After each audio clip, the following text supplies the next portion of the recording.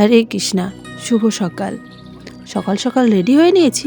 কোথায় যাচ্ছি জানতে হলে পুরো ভিডিওটা দেখতে থাকুন। আমি একা না, আমার সঙ্গে আমার ছোট্ট মা জননীও আছে।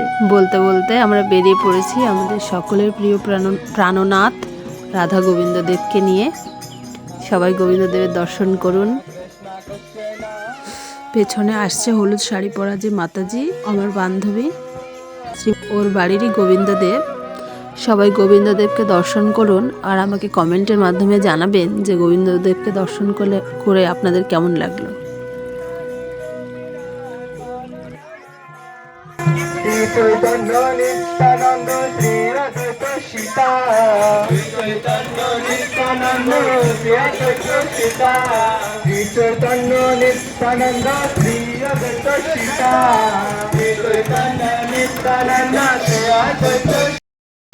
তো দেখেন, আনন্দ করতে করতে আমরা আমাদের গোবিন্দদেবকে নিয়ে আমাদের গন্তব্যস্থানে পৌঁছে গেছি।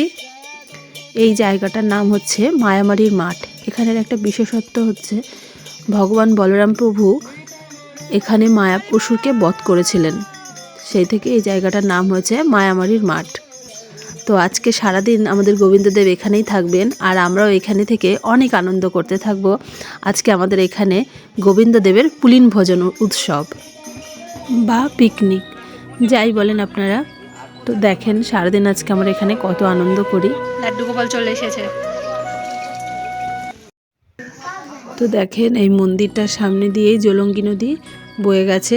কি সুন্দর এখানের পরিবেশটা।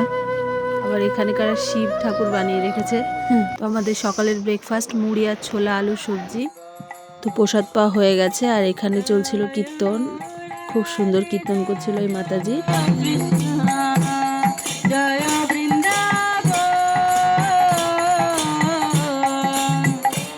এক সাইডে হচ্ছে কীর্তন, আবার এদিকে ভগবানের জন্য রান্নাও শুরু হয়ে গেছে। আমরা খুবই আনন্দ করছি এখানে।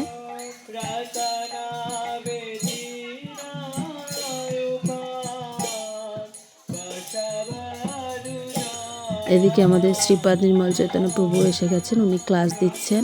চলিলা বৃন্দাবন, রার দেশে 3 দিন করিলা ভ্রমণ। তো মহাপ্রভু 24 বছর বয়সে সন্ন্যাস নিয়ে কোথায় যাবেন? বৃন্দাবন। কারা কারা বৃন্দাবনে গিয়েছেন? হাত তুলুন। হৃদয় গৌর প্রেমানন্দে হরি হরি। এই কজন মাত্র বৃন্দাবনে গেছে। আপনার